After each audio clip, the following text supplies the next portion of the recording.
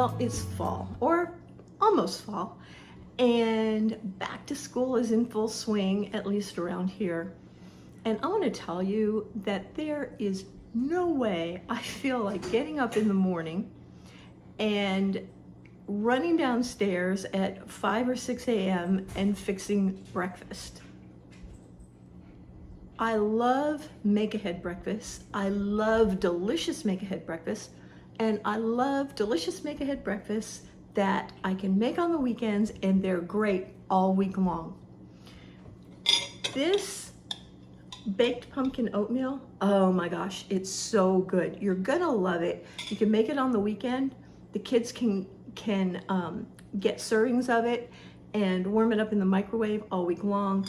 It's good with a little sweetened yogurt, you know, vanilla or just a lightly sweetened yogurt on top, or a little maple syrup, or a little cream on top. It's not super sweet, so good. And if you don't like pumpkin, which I have heard some people do not, you can use banana, okay? So good. So let's head over and see how it's done. So what you're gonna need are the old-fashioned oats. I don't like the quick oats, and you absolutely can't use the instant oats. If you want to use the quick oats, you can, but I don't think it's as good. Just get the old-fashioned kind of rolled oats. I just think it works so much better, and the texture is a whole lot better. So you're going to need those. You're going to need some kind of milk, and you can use dairy, you can use non-dairy, whatever you want. You can use low fat, fat, high fat, I don't even care. You're gonna want brown sugar, either dark or light. Some people just like sugar, but I don't think it gives it as much flavor. For my recipe, I like to use dark brown sugar. I think it gives it more flavor. Some kosher salt. Baking powder gives it a little fluffiness. Pumpkin pie spice. Vanilla, and that's totally optional. Pecans, and that's optional too. 2 large eggs, not optional. And you're going to want solid pack pumpkin puree. You do not want pumpkin pie filling. Yes, this is what you use to make a pumpkin pie, but if you'll look on the ingredients, it will say, can you see that? It will say pumpkin. There is nothing else in there. Pumpkin pie filling has like sugar and milk and all kinds of other things in there. You want just 100% pure pumpkin. If you get anything else, it will not work, okay? 100% pure pumpkin. I know I'm going over that several times, but I've had people do this recipe and come back and say, it was soupy and it didn't work. That's because you have to use 100% pure pumpkin, nothing else in it. Okay. All right. And this is so easy. It's so quick. And here's the thing.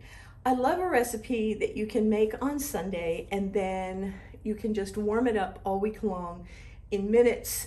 It's just so easy. This is delicious.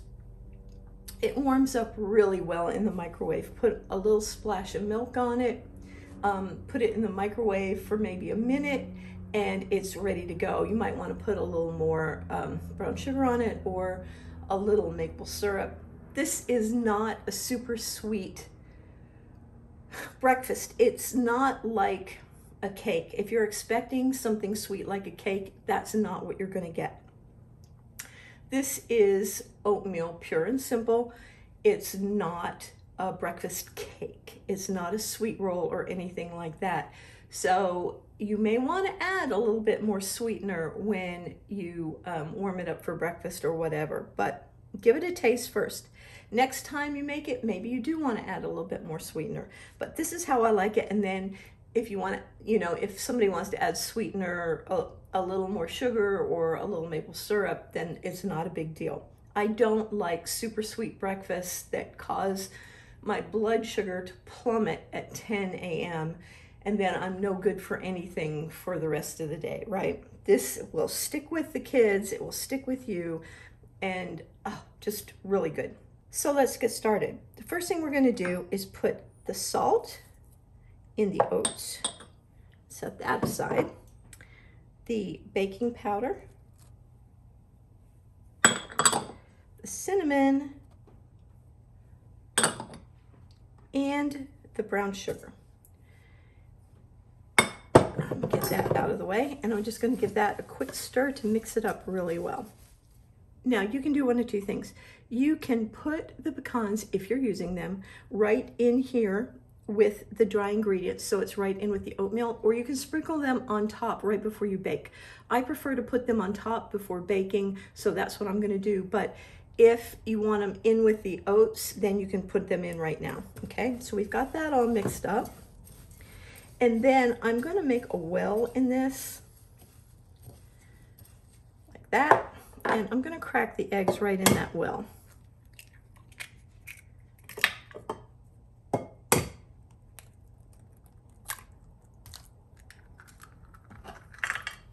And then I'm going to beat those up just lightly.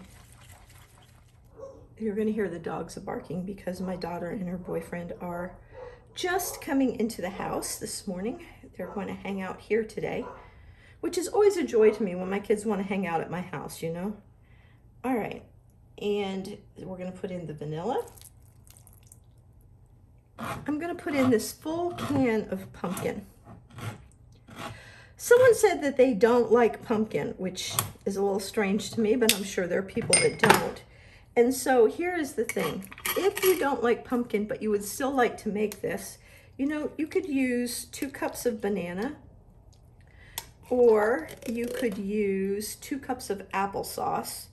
If you use 2 cups of applesauce, then cut back on the milk by about half a cup. So this is 1.5 cups of milk. You would just use 1 cup of milk because applesauce is kind of watery. If you use banana, I think you could probably use the same amount, which is like, I think this is like 2 cups. It might be 1.5 cups. Anyway, 1.5 to 2 cups. It's not going to make that much difference. And then leave everything else the same. And it will be fine. So we're going to mix that in. Now, I do not know what my instructions say on the blog. They may say to put the milk in first and then add the oatmeal. If that is the case, I just want to tell you that it doesn't really matter one way or another as long as you get everything in there. All right. Got that all added in. Once that's added in, and it may just be that we add the milk first, we are going to add the milk.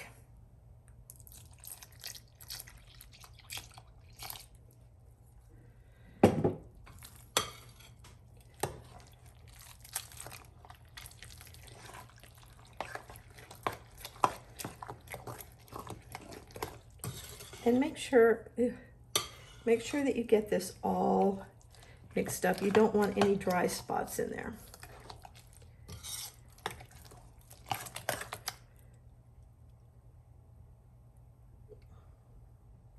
Right? Oh, I'm like, what is that? It's clumps of brown sugar.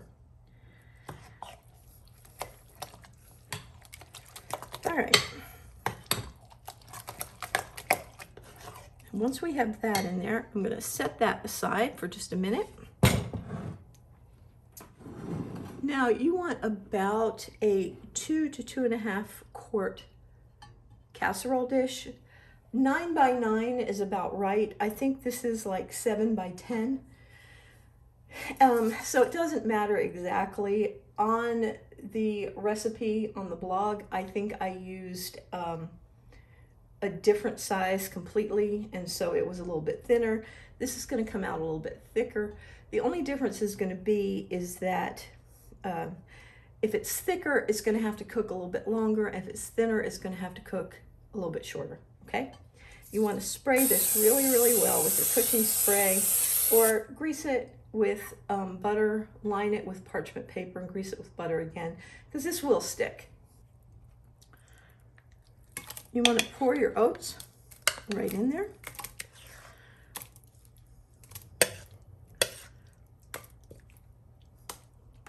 And smooth them out.